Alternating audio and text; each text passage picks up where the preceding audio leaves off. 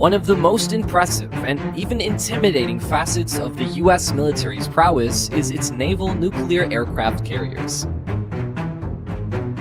Thanks to the work of thousands of engineers, these ships have come to be one of the most secure locations amidst hostilities. Today, we invite you to join us as we take a closer look at how these masters of the sea would fend off an attack, assuming an enemy would be so bold as to try. Due to their sheer power and capacity, aircraft carriers are able to withstand an enemy siege for several months on end, repelling devastating attacks and striking hundreds of targets on a daily basis. Additionally, they are highly autonomous, allowing them to operate successfully without the need to access military bases located on dry land. As of September 2021, there are 45 active aircraft carriers around the world, deployed by 14 navies from different countries. The US Navy itself has 11 of the largest nuclear-powered aircraft carriers in the world. The total surface area of their decks exceeds the total area of the decks on the aircraft carriers of all the other nations combined. What's more, each of these is the platform for up to 90 of the latest fighters, helicopters, and UAVs. In addition to the aircraft carriers, the US Navy also possesses 9 amphibious assault ships for helicopter basing. These can successfully carry up to 20 STOL fighters. Furthermore, they are comparable in size to medium-sized aircraft carriers currently in service with other countries. The modern US aircraft carrier is akin to an 1,100-foot layered cake, comprising a nuclear power plant, a tanker, an arsenal of bombs, and an entire airfield. All this dessert is further adorned with a group of cruisers and destroyers, which protect it from attacks by missiles, fighters, and torpedoes, even if they have to sacrifice themselves in the process. Looming over at more than 1,000 feet, 25 aircraft carrier decks stand as tall as a large office building with flight decks of more than 4 square acres. Yes, their survivability has increased significantly since the Cold War, but military experts are nonetheless beginning to grow uneasy thinking about how these sea giants may eventually become vulnerable as China's power grows. But let's now consider why the Navy really ought not to worry. Aircraft carriers are constantly on the move and they don't exactly go slow. Their speed, 35 miles per hour, is sufficient enough to easily overtake most of even the most modern of submarines. The Nimitz class, for example, can travel within 700 square miles in 30 minutes, and within an hour and a half, this area expands to about 6,000 square miles. Therefore, even detecting an aircraft carrier with its impressive dimensions can come to be the first obstacle for enemies.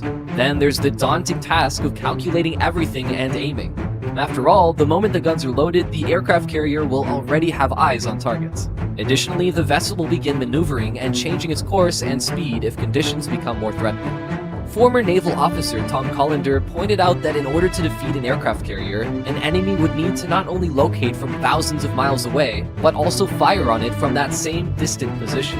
Even hypersonic weapons, this is still asking a bit much. Although the Pentagon has made considerable efforts over the past few years to nevertheless mitigate this threat.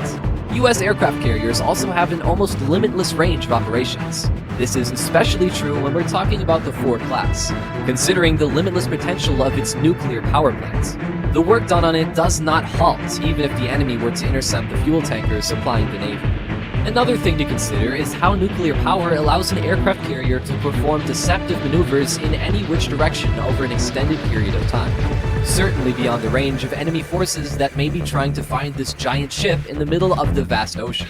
The Carrier Strike Group was formed for the purpose of countering enemy forces in closed waters or in the ocean at any given time of the year, and under all possible weather conditions. The aircraft deliver the main offensive firepower, while the ships in the strike group are responsible for supporting and protecting the aircraft carrier itself from enemy ordnance. However, the duties of the strike team are not necessarily as strict as they may seem. If needed, ships can also conduct offensive operations such as launching cruise missiles, while the air wing instead covers down on the defense of the aircraft carrier. An air wing placed on ships is capable of destroying opponents well before they can approach their intended targets. The US Navy aircraft carriers are home to dozens of advanced FA-18 fighters, the latest F-35, E-2D Advanced Hawkeye, MH-60R helicopters, as well as various types of drones. All of them are equipped with the latest technology, to include advanced sensor arrays, integrated control systems, and precision arms. Furthermore, the air wing also includes radar aircraft that can detect a potential threat hundreds of miles out from the aircraft carrier's current location. Growler electronic warfare aircraft will jam both the enemy radars and communication systems, thus nullifying their ability to call in reinforcements. The strike teams are not limited to any specific composition, and so this can change depending on the specific mission set or the current threat. Oftentimes, the strike group will include Super Carrier. This is the central part of the strike group and acts as its flagship. An air wing accommodating up to 9 squadrons of 1 or 2 Ticonderoga-class missile cruisers, under the control of the Aegis combat system, with 3 types of missiles, SM-2 and SM-6, as well as BGM-109 Tomahawk for long-range strikes, 2 to 3 Arleigh Burke-class missile destroyers, DDG, used for AAW and ASW defenses. These are equipped with Tomahawk missiles for strikes at medium ranges. Up to 2 attack submarines also equipped with Tomahawk missiles for attack at medium ranges. Their primary task is to cover the strike group from enemy surface ships and other submarines. Supply ships, oiler and supply ship, AOE or AOR, as well as a supply class TAOE, which provides support via needed equipment, gear, etc. Out of the US Navy's 9 aircraft carrier strike groups, 8 of them are based out of the US mainland, while the other is in Japan. All of these were eventually renamed from the former groups of aircraft carriers, being the Car Groups and Groups of Cruiser Destroyers CCDG to being the strike group of the aircraft carrier. The Fleet Response Plan states that 6 strike teams must be ready to deploy at a moment's notice. The maximum period for notice should not exceed 30 days, and 2 additional teams must be ready within 90 days.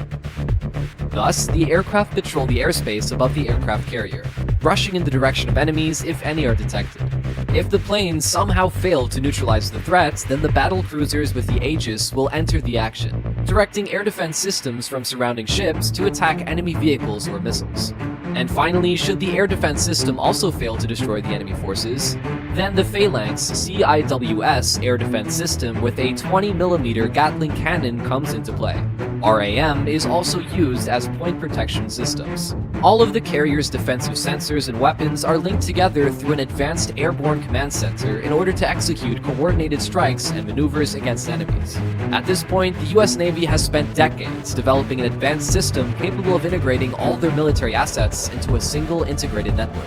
Now, everyone who is a node within this network can quickly receive key information regarding enemy activity, thus mitigating the risk of damage. Defending aircraft carriers is both redundant and multifaceted, so the likelihood that someone will successfully defeat one is less than 1 in 100. Even if the enemy were to break through the defense of an aircraft carrier, these beasts are almost impossible to sink, not only due to their crazy dimensions, but also due to the hundreds of watertight compartments and thousands of tons of armor covering the vessel. The latest aircraft carriers out, such as the Ford class, sport additional protective measures that the US Navy has never publicly disclosed. Also, its ability to provide more than 600 megawatts of electricity to power onboard systems, and the network during combat operations can someday facilitate the future installation of either high-energy lasers, hence an electromagnetic railgun, or perhaps some other even more advanced weapons. It has probably become apparent by now that the only real method of sinking the steel giants would be nuclear weapons. The threat from ballistic missiles, which made appearances now and then, no longer causes concern. This weapon simply lacks the maneuverability to properly lock onto the aircraft carrier in the final moments of the flight. These days, tens of billions of dollars out of the state budget are allocated towards the development of aircraft carriers and their supports. Starting as gigantic military equipment, they have since become key players, both in the fight against external threats and in global military crises. Today's modern air wing is significantly more skilled in performing its tasks than it was during Operation Desert Storm. It is now able to quickly acquire and strike over 1,000 enemy targets per day, and possesses the ability to carry out large-scale operations without both the political restrictions and military risks commonly associated with ground bases. It would seem that nowadays the United States is quite the topic of discussion. Drones, of course, are most likely to take the lead in tomorrow's wars, but even in the best-case scenario, unmanned or trans-atmospheric aircraft will not likely become a full-fledged replacement for an air wing for at least another couple of decades or so. Thus far, unmanned systems do not fully possess the capabilities required to consistently defeat mobile targets, and they depend on vulnerable and potentially inaccessible ground bases for control. At the same time, however, aircraft carriers continue to confidently fulfill their primary purpose: to maintain a peaceful sky over the heads of US citizens and the citizens of other countries across the world. And now, which aspect of the US Navy aircraft carrier's wide array of defenses seemed the most impressive? Let us know in the comments below. Also, if you enjoyed this video, please leave us a like and be sure to subscribe to the channel for more content like today's. As always, thank you very much, and we'll see you in the next video.